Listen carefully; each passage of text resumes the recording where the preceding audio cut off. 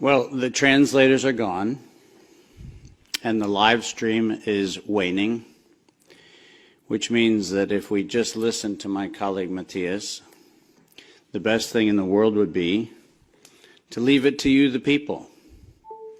Now it's up to you to share what clearly, based on the cavernous emptiness we see in all of these spaces, is only going to be heard if you share it. So it feels very appropriate that I should be the one with the quietest voice. But let's let that lion roar, shall we? I'm done talking about COVID, and I'm done talking about SARS-CoV-2, and I'm done for a very simple reason.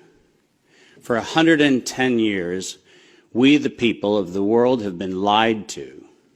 We're a group, a very small number of criminal, industrial conspirators decided to subordinate the entirety of the human population for the purpose of their sinister plans to enrich themselves while impoverishing and killing the rest of humanity. And I'm done being polite. We've long passed polite.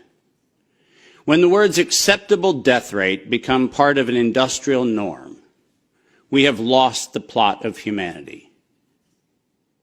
And that's not my words. Those were the words of the World Health Organization and of Pfizer and of Moderna when they were given the authorization to begin the process of killing human beings in the interest of advancing their goals. Next slide. And I'm also not going to sugarcoat this. This is a criminal cartel.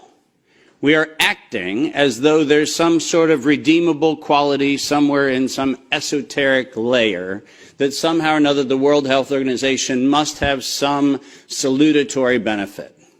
Well, I'm going to tell you, since its formation in the 1940s, the World Health Organization has been nothing more than a criminal cartel that has a sole and singular intent. And I will show you the document that proves what I'm saying. This is not an allegation. This is actually provable by their own words in their own hand.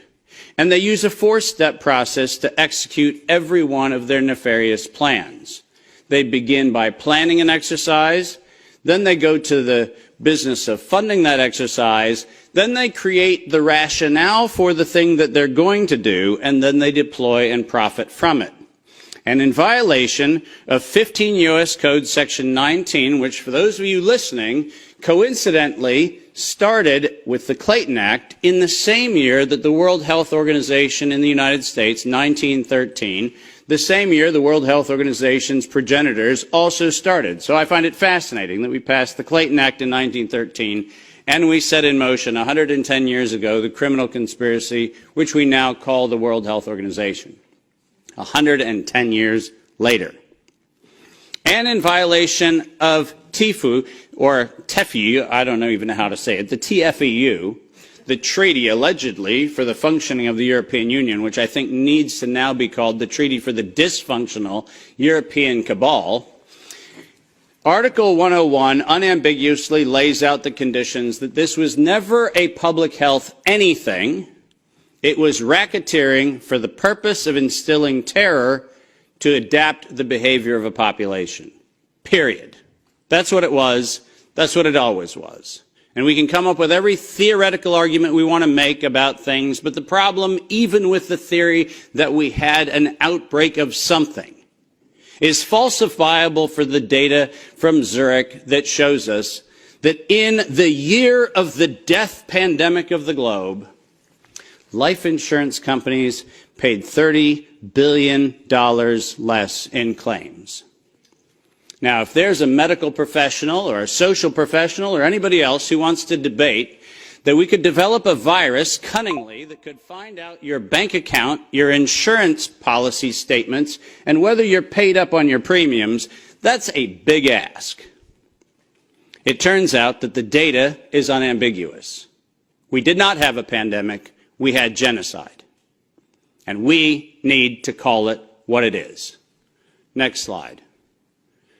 When I say we planned it, let's make sure we understand exactly the not-so-fine print of the fine print.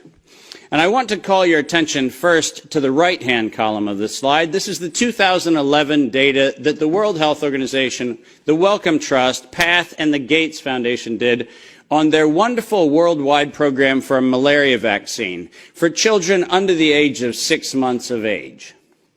And in their clinical trial, it's helpful to point out that they murdered 66 children in the vaccine group, and then cunningly used the term control for a control group in which they murdered 28 children. Now, the reason I said murdered, and the reason why I use that term, is because it's exactly what it was. Because it turns out that this control group was not a saline injection. It was not some sort of innocuous, innocent thing. It was actually a cocktail of other known pathogenic disease-carrying injections. The control group was known to kill people, and the experimental control group was actually theoretically maybe going to kill people. And what we did was we actually went ahead and murdered them all.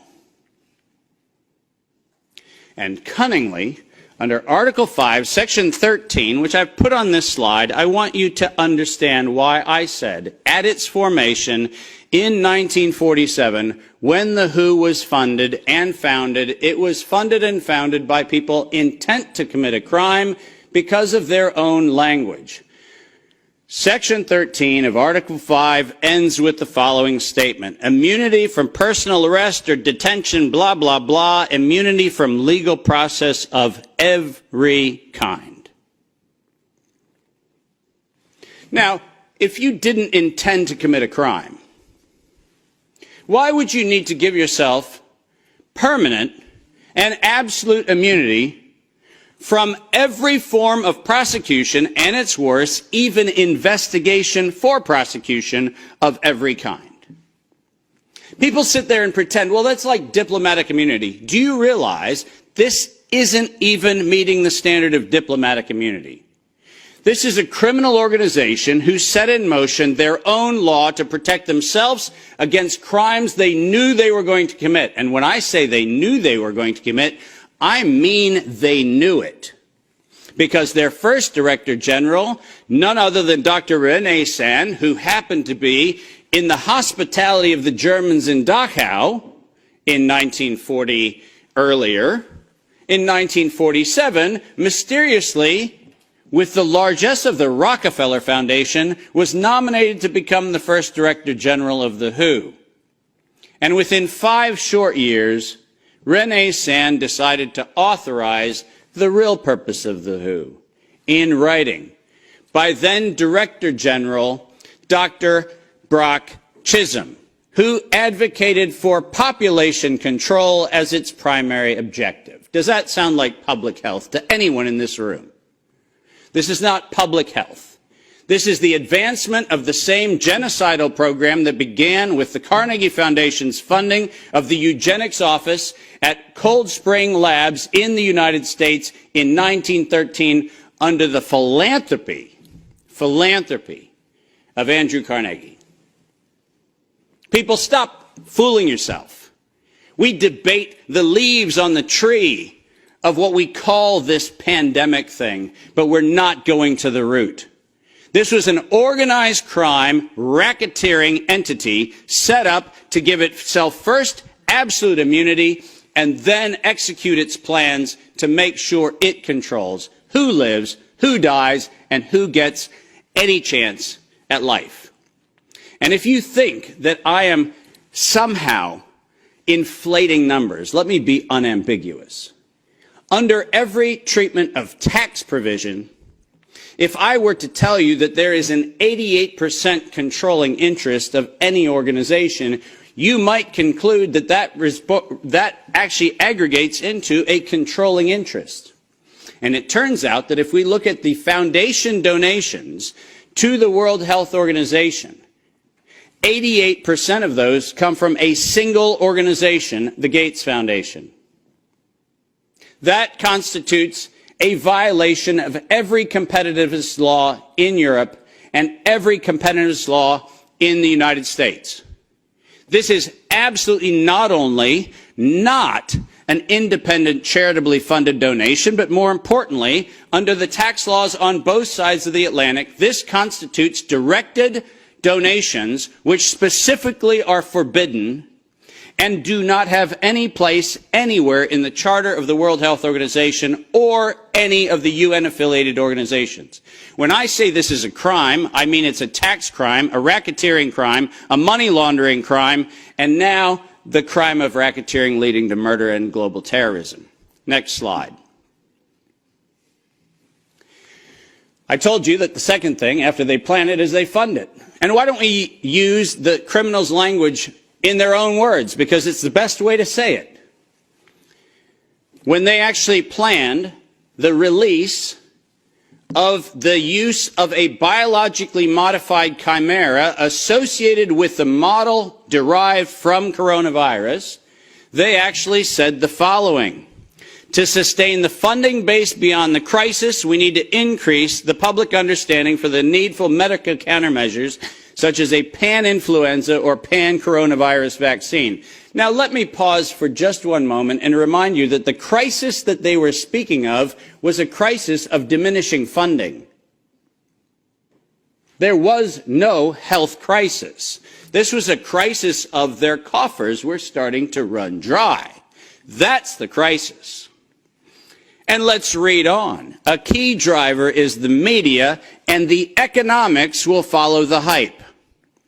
We need to use that hype to our advantage to get to the real issues. Investors will respond if they see profit at the end of the process.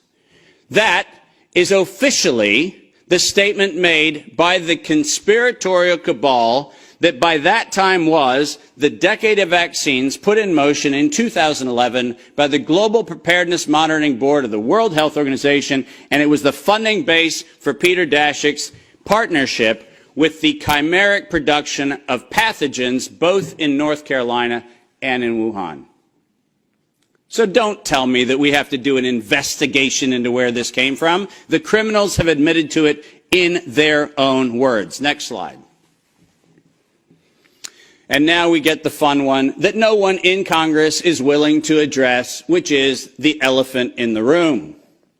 On October the 21st, 2014, despite the multiple conversations between Senator Rand Paul and Anthony Fauci, where we've been told that Rand Paul has done everything he can to put Fauci on the ropes, he has had in his possession the letter that you see on the left. And it is the letter, conveniently on NIAID letterhead, sent to the University of North Carolina, Chapel Hill, which unambiguously states that during the gain-of-function moratorium, which, by the way, if we use the word moratorium, feels like that means you're supposed to stop. Why don't we go ahead and look at two pieces of this letter. First, the second bullet under Project One, which, by the way, was not part of the original grant. This was to look at the novel functions of the virus pathogenesis in vivo. You know what that means? In living systems. The grant was supposed to be clinical simulations and models, but this grant was modified with this letter to say we were going to authorize gain-of-function research during the moratorium in living systems. And then we love the last paragraph of this letter, which conveniently says, as your grant is currently funded, this pause is voluntary. How many times have you met a voluntary moratorium? And the best part about it is that if we look at the very last line, or continue to conduct the applicable gain-of-function research until the end of the currently active budget period. But here comes the problem. You know who is supplying the budget? An indefinite term, unlimited amount contract from DARPA and from NIH.